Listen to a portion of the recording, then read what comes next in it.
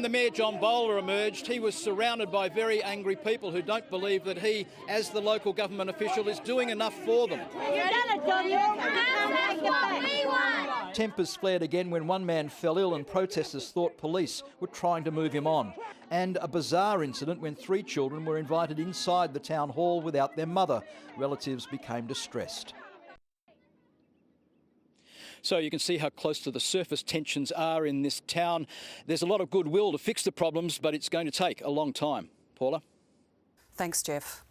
The Premier and cricket officials have agreed. Now the race is on to finish the new Perth Stadium in time for an Ashes test next December. Amelia Broon is in East Perth. Amelia, cricket appears to have won the battle to open the stadium. It does, Paula. The date is not locked in, but the Premier says the goal is for the Perth Ashes Test to open the new Perth Stadium. The stadium itself is on track to be finished as early as October next year. The Western Australian Cricket Association says an Ashes Test to open it would be huge. Massive. It'd be massive. I mean, a 5-day test that goes all over the world with the Perth Stadium name being spoken of, it would be massive. We can't guarantee that at this stage, but Cricket Australia, the WACA and the West Australian Government are all hoping and working toward having a December test match, England versus Australia, at the new stadium. The Premier says final confirmation won't be possible until next year. Paula?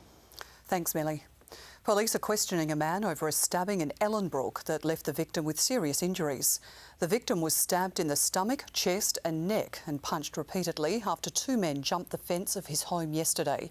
It's alleged the men tried to steal the victim's car before he managed to drive himself to a nearby medical centre. The 32-year-old was taken to Royal Perth Hospital, where he's in a stable condition. The desperate search and tragic drowning of toddler Sam Trott left much of Perth in shock. It's hard to believe it was almost 2 years ago.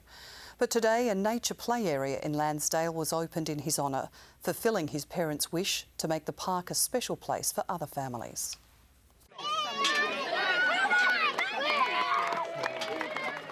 So much joy at a place that was filled with such sadness. The nature play area at Warradale Park is a tribute to little Sam Trott and the people of Perth who tried to find him. On one hand, we are happy to be here to open this lovely playground, and on the other, we are sad as the reason we are here is because Sam is not. 2-year-old Sam wandered off from the family's Landsdale home in December 2014. His disappearance sparked a massive search by family, friends and strangers. Hundreds of people joined the effort. But tragically, he was found drowned the next day in a nearby lake. Today, Sam's parents, Lyndall and Matt Trott, brought their 7-month-old son Charlie and Sam's older brother Thomas to help open the park in their boy's honour. He would have absolutely loved this. If we opened the gates, I reckon he would have been the first one running in here. Sam's favourite song was Wheels on the Bus, and the city of Wanneroo recognised that in the playground with a special red bus. The bus is really great. This is just a reflection of his personality for the wider community to enjoy. An important part of the park's design was the inclusion of sensory activities for children with autism in special recognition of the condition Sam lived with. And it was such a special feeling to think that Sam's spirit, you know, is here. It's a really great park. I really like it. Jamie Freestone, 7 News.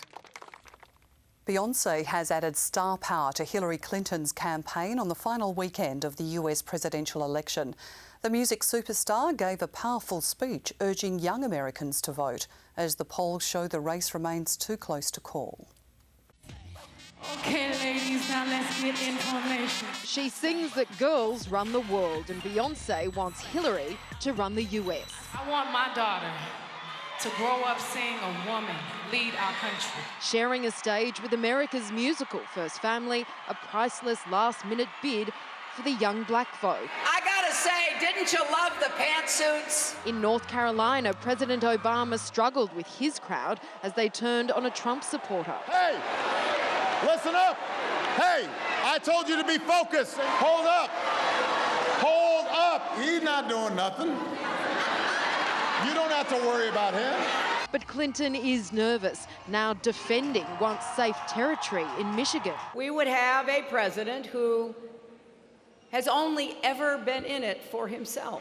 Hillary Clinton has now assembled a team so packed full of stars, it's being called the political equivalent of the Avengers.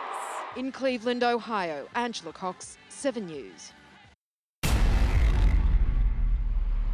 Into the Hershey Chocolate Park, the so-called sweetest place on earth, rolls the most bitter campaign in history. Can you imagine 4 years of Hillary Clinton? Donald Trump's path to the White House is opening up. When we win, you will finally have a government on your side, fighting for your community. And as the polls tighten, his optimism soars. Those polls are like rocket ships.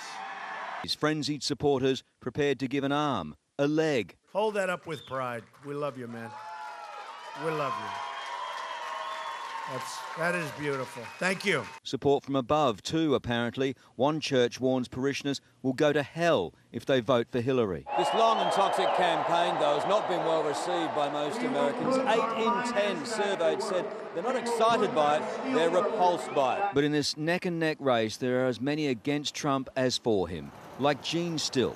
He spent the last month drilling home his message with a screw. Do you ever get worried for your safety? What's that? Do you ever get worried for your safety? No, we haven't. So, well, you can hear them there. Oh, you can hear them? Yeah, that's nothing. It can get ugly. Stop. We didn't stop here. That was we just got. You guys need to leave. Get in the truck. No, I'm walking my car.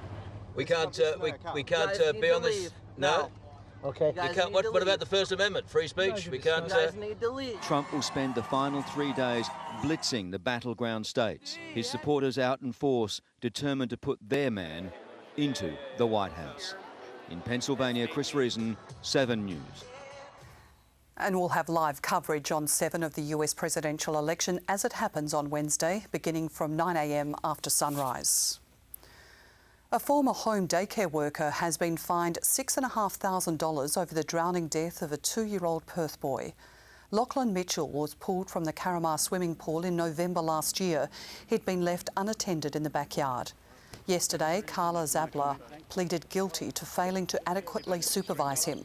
Lachlan's mother says she wrote to the Premier in August asking for tougher regulations for childcare providers. I apologise for the delay, but there's a good reason for that. We are waiting for a coroner's report to come down, so we want to take notice of that. And also we intend to make some significant changes to the whole regulatory arrangement. The court was told Zabler had 17 years' experience in childcare but no longer works in the industry. An 8-year-old Perth boy's bid to take on the sport of Muay Thai has sparked controversy, with some doctors comparing his training to physical child abuse. But Noah Beckworth's parents say he has a passion for the combat sport, which has a competition ban for children under 12 in WA. Could this be the fittest 8-year-old in Australia?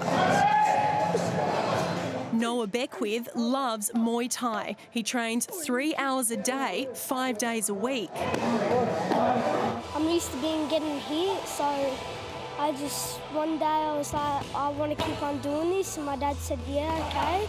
But the sport is controversial. Children under 12 aren't allowed to compete in sanctioned Muay Thai contests here in WA. That hasn't stopped Noah. His parents are taking him interstate, even overseas, so he can compete. The AMA says terrible injuries, including brain damage, can result from the combat sport. It's calling on the Department of Child Protection to step in. The children that are involved in the Muay Thai circuit in Thailand are being subjected currently to child abuse, and the idea that an Australian family would put their child into that environment is abhorrent to the AMA, and they should be prevented from doing so. But Noah's mum is defending his right to fight. Giving him something to do instead of just hanging around doing nothing, I guess, and he loves it. We've never forced it on him. Noah will have his first official fight in Brisbane in 2 weeks. Amelia Brune, 7 News. And we're asking, do you support the Muay Thai ban for under 12s? Have your say on the 7 News Perth Facebook page. WA's meth addiction is being supplied by China, but a new international crackdown is targeting smugglers. More than 6 tonnes of ice and drug-making chemicals have been seized before it could reach Australian shores. The operation's so successful, authorities want to expand it. Grant Taylor reports.